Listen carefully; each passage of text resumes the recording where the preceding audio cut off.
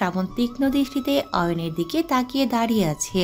তা দেখে রুহি ফিসফিস করে বলল, ব্যাস অয়ন ভাই শেষ। মেঘ মনে মনে মাথা ঠুকল, এই লোকটাকে কেন এত জায়গায় দেখা যায়? এই মাত্র না চলে গেল, এখন আবার এলো কেন? আজব তো। অয়ন গলার স্বর পরিষ্কার করে বলে উঠল, আমি আসলে মেঘকে বলেছিলাম। কি বলছিলে আবার বলো, আমিও শুনছি। শ্রাবণের ঠান্ডা অথচ কঠিন গলায় কথাটা শুনে অয়ন কিছুটা গুছিয়ে নিল নিজেকে। মেঘ এবার সরাসরি বলে উঠল, এটা আমার ব্যাপার, তুমি। মেঘের কথা শেষ হওয়ার আগে শ্রাবণ ধীর পায়ে অয়নের একেবারে সামনে গিয়ে দাঁড়ালো। তারপর তার দিকে কিছুক্ষণ তাকিয়ে থেকে গভীর স্বরে বলল, তুমি কি জানো ফুল কার? অয়ন একটু চমকে তাকালো। কি বলছে শ্রাবণ স্যার? ফুল আসলো কোথা থেকে? সে কিছু বলতে যাবে তার আগে শ্রাবণ খুব ধীর অথচ হুঁশিয়ারি দেওয়া গলায় বলল, জেনে রাখো, অন্যের বাগানে ফুল তোলার অনুমতি সবাই পায় না। মুহূর্তেই অয়নের মুখটা বিব্রত হয়ে গেল। সে বুঝতে পারছে এখানে দাঁড়িয়ে থাকা তার জন্য বুদ্ধিমানের কাজ হবে না। রুহি মুখে হাত চেপে হাসি লুকানোর চেষ্টা করছে, আর মেঘ বিস্ফোরিত চোখে তাকিয়ে আছে শ্রাবণের পানে।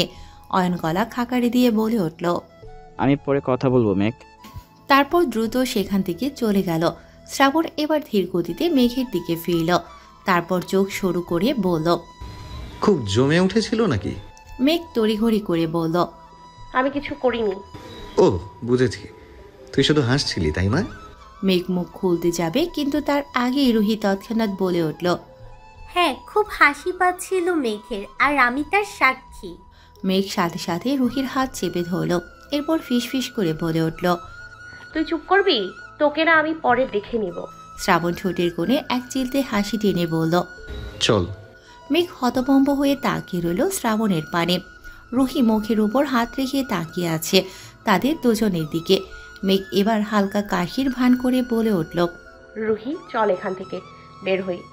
বলেই হেঁটে যেতে নিলে মেঘের হাত হুট করে শক্ত করে চেপে ধরল শ্রাবণ। মেঘ চমকে তাকালো শ্রাবণের পানে। চারিপাশে এত লোক, সবাই কেমন করে তাকিয়ে আছে তাদের দুজনের দিকে। যদিও কম বেশি সবাই জানে শ্রাবণ আর মেঘ কাজিন, তাও শ্রাবণ একজন শিক্ষক। এইভাবে যখন তখন এসব দখলদারি তাকে ঠিক মানায় না।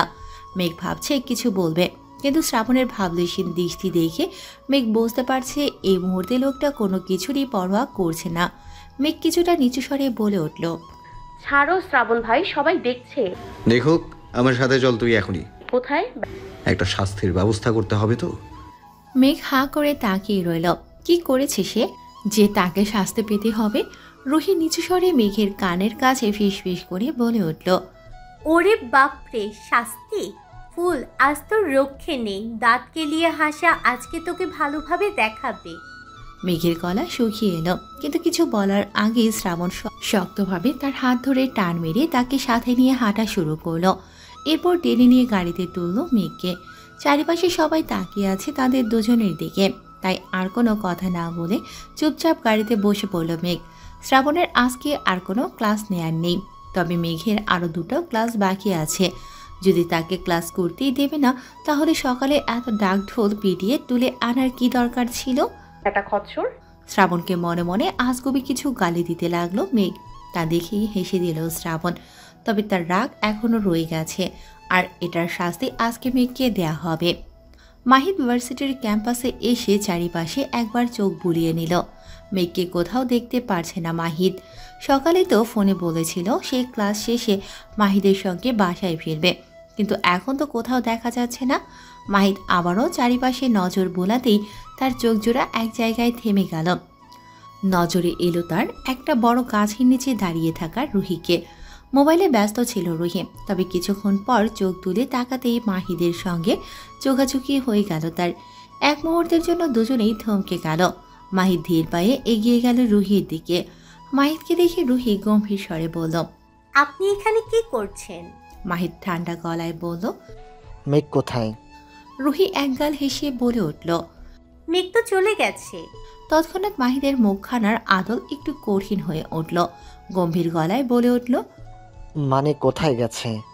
রুহি কাজ ঝাঁকিয়ে বলল, একটু আগে আপনার বড় ভাই তাকে তুলে নিয়ে গেল। কে? শ্রাবণ ভাই? হুম। একটা স্বস্তির নিঃশ্বাস ফেলল মাহিদ। তার মনেই হয়েছিল এমন কিছু হবে। যেহেতু মাহিদের এখন আর মেঘকে নেয়ার দরকার নেই, তাই সে চুপচাপ চলে যেতে লাগলো। তবে কি ভেবে যেন আবার দাঁড়িয়ে পড়ল। এরপর রুহির দিকে তাকিয়ে বলে উঠল, আমি বাড়ির দিকে যাব। তুমি চাইলে তোমাকে বাড়ির সামনে নামিয়ে দিতে পারি। রুহি কিছুক্ষণ চুপ থাকলো। একা একাই তো যাবে, আর মাহিদের যাওয়ার পথেই তার বাড়ি, তাই যাওয়াই যায়। রুহিকে চুপচাপ দাঁড়িয়ে থাকতে দেখে মাহিদ আবার বলে উঠল, যদি তোমার অনুমতি থাকে আর কি। রুহি কিছুটা ইতস্তত করে বলে উঠল। ঠিক আছে, চলুন। আবার কি যেন ভেবে মাহিদ বলে উঠল, একসাথে যখন যাব আর লাঞ্চের যখন সময় হয়ে গেছে, তাহলে চলো কিছু খেয়ে নিয়ে যাক। কিছুক্ষণ ভাবল রুহি, যাবে নাকি যাবে না। ভাবতে ভাবতেই মাহিদ আবার বলে উঠল, আমাকে বন্ধুর বড় ভাই না ভেবে বন্ধুই ভাবতে পারো। বলেই হালকা হাসলো মাহিদ। রুহি একটা ভ্যাবলা হাসি দিয়ে বলে উঠল, চলুন যাওয়া যাক। বলেই হেসে দুজন সামনে এগিয়ে গেল। শ্রাবণ একটানা গাড়ি চালিয়ে মেঘকে নিয়ে গেল শহরের এক নিরিবিলি জায়গায়। এখানে মানুষের আনাগোনা খুব কম। গাড়ি থামিয়ে নেমে মেঘের সাইডে এসে দরজা খুলে দাঁড়ালো শ্রাবণ। মেঘ গম্ভীর মুখে বসে আছে, কিন্তু শ্রাবণের চেহারা দেখে বোঝা যাচ্ছে সে পুরোপুরি প্রস্তুত তার ফুলকে শাস্তি দেওয়ার জন্য। মেঘকে এভাবে বসে থাকতে দেখে শ্রাবণ রুষ্ট কণ্ঠে বলে উঠল, নাম। কেন? তোকে প্রশ্ন করতে বলিনি, নামতে বলেছি। এখন শুধু আবার কথা শুনবি। মেঘ একরাশ বিরক্তি নিয়ে নিচে নেমে দাঁড়ালো। চারিপাশে একদম নির্জন নিরিবিলি। সামনে সুন্দর একটা লেক, বাতাসে পানির গন্ধ, আশেপাশে সবুজ গাছগাছালি, একটা শান্ত মনোমুগ্ধকর পরিবেশ। মেঘ একবার চারিপাশে তাকিয়ে দেখে নিল। হালকা হাওয়ায় মেজাজটা খানিক ফুরফুরে হয়ে উঠল মেঘের। মেঘের দিকে তাকিয়ে শ্রাবণ ধীর পায়ে এগিয়ে এসে একদম মেঘের সামনে দাঁড়ালো। তারপর খুব শান্ত গলায় বলল, এত সহজেই তোর কাছে প্রেমের প্রস্তাব চলে আসে, তাই না? মেঘ হতবম্ব হয়ে তাকালো শ্রাবণের পানে। মানে? মানে যার তার সাথে ইচ্ছে মতো হাসি দিয়ে কথা বলিস আর তারা প্রেমে পড়ে যায়। তুমি পাগল হলে নাকি? আমি কি ইচ্ছা করে কিছু করেছি? শ্রাবণ হঠাৎ ঝুঁকে এলো মেঘের দিকে। মেঘের এতটাই কাছে এলো যে মেঘ নিজের জায়গায় দাঁড়িয়ে থাকতে না পেরে হালকা পিছনে হেলে গেল। তোর ডায়লগ দেওয়া শেষ হলে শাস্তির দিকে আসতে পারি। শ্রাবণের এমন গুরু গম্ভীর কথায় মেঘের গলা শুকিয়ে গেল। সে আমতামতা করে বলে উঠল, কি কি শাস্তি? শ্রাবণ নিচু স্বরে ফিস ফিস করে বলল, একটা চুমু দে। কি? শোনাইনি? চুমু চাই। মেঘ চমকে গেল, চোখ দুটো গোল গোল হয়ে গেল তার। কি বলছে এই পাগল লোক? মাথা ঠিক আছে নাকি তার? তুমি তুমি একদম পাগল হয়ে গেছো শ্রাবণ ভাই। শ্রাবণ মিটিমিটি হেসে উঠল। মেঘের চোখে একরকম ধরা পড়ার মতো গভীরতা কাজ করছে। মেঘের একেবারে নিকটে এসে খানিক ঝুঁকল শ্রাবণ। এরপর মৃদুস্বরে ফিস ফিস করে বলে উঠল, তুই কি জানিস গতরাতে তোর চুরি করা চুমুর স্বাদ এখনো আমার মনে আছে? মেঘের মুখ লাল হয়ে গেল। এইভাবে সরাসরি না বললে কি হয় না? আজব, নিজের চুল এখন নিজেরই ছিঁড়তে ইচ্ছে করছে। তার কেন যে আবেগের বশে পড়ে এমন একটা ভুল করল সে। এখন বারবার এই লোকটা তাকে সেই খোঁটা দিয়ে চলেছে। মিনমিন করে মেঘ বলে উঠল, তুমি মিথ্যা বলছো শ্রাবণ ভাই। তাহলে প্রমাণ কর আমি মিথ্যা বলছি। মেঘ বোকার মতো তাকিয়ে রইল। সে তো এরকম পরিস্থিতির জন্য প্রস্তুতি ছিল না। কিভাবে সে প্রমাণ করবে সে চুমো খায়নি? আর সত্যি তো চুমোটা দিয়েছিল সে। উফ, মেঘের এমন নাজেহাল অবস্থা দেখে শ্রাবণ ঠুটে একটা দ্রুত হাসি টেনে বলল, দরকার হলে আমি তোকে জোর করে। এতটুকু বলেই থেমে গেল শ্রাবণ। শ্রাবণের কথায় মেঘ দ্রুত দু কদম পিছিয়ে গিয়ে বলে উঠল, তুমি এমন কিছু করবে না আমি জানি। শ্রাবণ মাথা কাত করে তাকালো মেঘের দিকে। এরপর বলে উঠল, তোর এমন মনে হওয়ার কারণ কি জান? আমি কি কখনো যা বলেছি তা করিনি? মেঘের নিঃশ্বাস আটকে এলো যেন। এই লোক কি তার সাথে সত্যি সত্যি এখন পাগলামি করবে নাকি? ভেবে মেঘ দুরু দুরু বুকে শ্রাবণের দিকে তাকিয়ে রইল। আর শ্রাবণের ঠোঁটের কোণে লেগে আছে সেই চিরচেনা দ্রুত হাসি। কিন্তু তার চোখ দুটো গভীর, যেন একবার ডুবে গেলে আর উঠে আসার উপায় নেই। মেঘ ভাঙা কণ্ঠে উচ্চারণ করল, আমি কিছুতেই এটা করব না। শ্রাবণ হাত গুটিয়ে নিল, যেন মেঘকে একটু স্বাধীনতা দিচ্ছে সে। কিন্তু পরক্ষণেই গলায় সেই নরম অথচ হুমকির সুর নিয়ে বলে উঠল, তাহলে শাস্তি বাড়বে? মানে এখনো সময় আছে, নিজের থেকে দিলে ভালো, না হলে আমি। শ্রাবণ কথাটা শেষ না করে ধীর পায়ে মেঘের দিকে এগিয়ে গেল। মেঘখানে শিউরে উঠে এক ধাপ পিছিয়ে গেল, কিন্তু শ্রাবণ আরও এক ধাপ এগিয়ে এলো মেঘের পানে। তা দেখে মেঘ ভয়ার্থ কণ্ঠে শুধালো, শ্রাবণ ভাই, তুমি এমন করছো কেন? কারণ তোর আজ একটা শিক্ষা দরকার। কিসের শিক্ষা? তুই শুধু আমার জন্য সুন্দর করে থাকবি, শুধু আমার জন্য আসবি, আমার জন্য কাঁদবি, সব কিছু শুধু আমার জন্যই, আর অন্য কারো জন্য না। শ্রাবণ এমন নিচু গলায় কথাটি বলল যেটা শুধু মেঘেই শুনতে পেল। আশেপাশে মনে হয় না এই আওয়াজ গিয়েছে, যা শুনে মুহূর্তেই থমকে গেল মেঘ।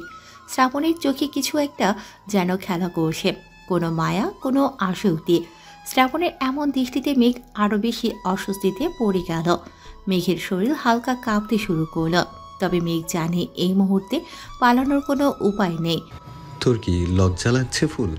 শ্রাবণের এমন কাট কাট কথায় মেঘ আরও লজ্জায় লাল হয়ে উঠল। এদিক সেদিক নজর ঘুরিয়ে নিচু কণ্ঠে বলে উঠল, আমি বাসায় যাব। যাবি, কিন্তু তার আগে। বলতে বলতে হঠাৎ করে মেঘের হাতের কবজি ধরে নিজের কাছে টেনে নিল শ্রাবণ। মেঘ ধাক্কা খেয়ে তার বুকে এসে পড়ল। শ্রাবণের শরীরের উত্তাপে শিউরে উঠল মেঘ। শ্রাবণের বুকের ওঠানামা স্পষ্ট বুঝতে পারছে সে। প্রবল উদ্দীপনায় ভাঙা কণ্ঠে মেঘ কেবল উচ্চারণ করল, শ্রাবণ ভাই, এখনো বলছি, নিজে থেকে দিবি নাকি আমাকেই নিতে হবে? তুমি সত্যি সত্যি এমন কিছু করবে? শ্রাবণ চোখ জোড়া সরু করে তাকালো মেঘের পানে। তার দৃষ্টিতে খেলা করছে দুষ্টুমির ঝিলিক। সে ইচ্ছে করেই এমন করে মেঘের প্রতিটি প্রতিক্রিয়া উপভোগ করছে। মেঘ ঠিক বুঝতে পারছে না এই লোকটা তাকে ভয় দেখাচ্ছে নাকি সত্যিই কিছু করবে। শ্রাবণ এবার একেবারে কাছে এসে ফিসফিস করে বলল, তোকে দেখে তো মনে হচ্ছে তুই ভয় পেয়েছিস। মেঘ গলায় কিছুটা শক্তি নিয়ে খাকারি দিয়ে বলল, মোটেও ভয় পাইনি আমি। তাহলে প্রমাণ দে। মেঘে এবার কিছুটা ভয় পেল। সব কিছুর প্রমাণ দিতে হবে কেন? আজব তো, প্রমাণ ছাড়া কি কথা বিশ্বাস করা যায় না? মেঘ নিচু স্বরে বলে উঠল, কিভাবে? যা বললাম কর। মেঘ এবার পুরোপুরি হকচকিয়ে উঠল। শরীরের রক্ত যেন জমে আসতে লাগলো তার। এই লোকটা সত্যি কি এসব সিরিয়াসলি বলছে নাকি তার সাথে খেলছে? শ্রাবণ এবার হাত বাড়িয়ে মেঘের চিবুক ছুঁল। চোখ বন্ধ করে ফেলল মেঘ। বেগতিকভাবে তার শ্বাস ওঠানামা করতে শুরু করলো। এভাবে আরও কিছুক্ষণ থাকলে সে হয়তো নিশ্চিতভাবে সত্যি পাগল হয়ে যাবে। কিন্তু হঠাৎ শ্রাবণ খুব আস্তে হেসে উঠল। তারপর মেঘের কপালে একটা নরম চুমু এগিয়ে দিয়ে ফিস ফিস করে বলল, ভয় পাস না জান, আমি জোর করে কিছুই করব না, কিন্তু মনে রাখিস আমার ফুলের দিকে যেন আর কোনো মৌমাছি না আসে। মেঘ ভীষণ লজ্জা পেল, কিন্তু চোখ জোড়া খুলল না। এই লোকটা একটা মুহূর্ত তাকে লজ্জা না দিয়ে ছাড়ে না। এত বাজে কেন এই লোক? মেঘকে এইভাবে লজ্জা পেতে দেখে আস্তে করে নিচু স্বরে শ্রাবণ বলে উঠল, তোর লজ্জা দেখে আজ ছেড়ে দিলাম ফুল, তবে মনে রাখিস শাস্তি কিন্তু এখনো শেষ হয়নি। মেঘ ধরফর করে চোখ খুলে ফেলল। চোখ খুলেই দেখতে পেল শ্রাবণ ঠোঁটের কোণে সেই দ্রুত হাসি নিয়ে তাকিয়ে আছে তার দিকে। এটাই কি তার শাস্তি? ভাবতে ভাবতে চোখ বড় বড় করে তাকিয়ে রইল মেঘ। এরপর একটা নিঃশ্বাস ছেড়ে বলে উঠল, তুমি খুব খারাপ শ্রাবণ ভাই। শ্রাবণ গম্ভীর ভঙ্গিতে বলল, হয়তো তাই, কিন্তু তোর জন্যই খারাপ হতে ভালো লাগে আমার। মেঘ এবার মুখ ফিরিয়ে নিল, কিন্তু শ্রাবণ আবারও তার কাছে এগিয়ে এসে একটু নরম গলায় বলল, আমি চাইলে জোর করেও নিতে পারি ফুল। মেঘ কিছুটা শিউরে উঠল, কিন্তু শ্রাবণ এরপরই হাসি মুখে বলে উঠল, কিন্তু সেটা করব না, কারণ আমি চাই তুই একদিন নিজ থেকে আমার কাছে আসবি। মেঘ এক পলক শ্রাবণের দিকে তাকালো। শ্রাবণের চোখ জোড়া ভীষণ স্থির। এটা সেই নিষ্ঠুর কঠিন শ্রাবণ নয়, বরং এক অদ্ভুত দখলদারি মিশ্রিত ভালোবাসার প্রকাশ, এক নতুন শ্রাবণ। শ্রাবণের চোখে বেশিক্ষণ তাকিয়ে থাকতে পারল না মেঘ। দ্রুত মুখ ফিরিয়ে নিল তার থেকে, যেন শ্রাবণ তার চোখের ভাষা পড়ে না ফেলে। শ্রাবণ এবার নিজের হাতটা মেঘের হাতের ভিতর গলিয়ে দিয়ে বলে উঠল, চল, অনেক বেলা হয়ে গেছে। মেঘ কয়েক মুহূর্ত দ্বিধায় থেকে দীর্ঘশ্বাস ফেলে শ্রাবণের হাত চেপে ধরল, কিন্তু মুহূর্তেই শ্রাবণ মেঘের হাত আরো শক্ত করে চেপে ধরে মেঘের দিকে ঝুঁকে মৃদু স্বরে বলে উঠল, মনে রাখিস আমি কিন্তু আমার জিনিস কারোর সাথে ভাগ করি না। শ্রাবণের কথায় মেঘ কিছুই বলল না। সে জানে শ্রাবণ কেবল কথায় কথা বলছে না, সে সত্যি তার কোনো জিনিস ভাগ করে না, আর কখনো করবেও না। মেঘের ভাবনার মাঝে শ্রাবণ আবারও বলে উঠল, চল, বাসায় ফিরতে হবে। মেঘ হতভম্ব হয়ে তার দিকে তাকিয়ে হাতটা ছাড়িয়ে নিতে চাইল, কিন্তু শ্রাবণের শক্ত হাতের বাঁধন ছাড়া তার পক্ষে সম্ভব নয় ভেবেই একটা দীর্ঘশ্বাস ফেলল। আর মনে মনে ভাবতে লাগলো এই লোকটা একদিন সত্যি তাকে পাগল করে দেবে।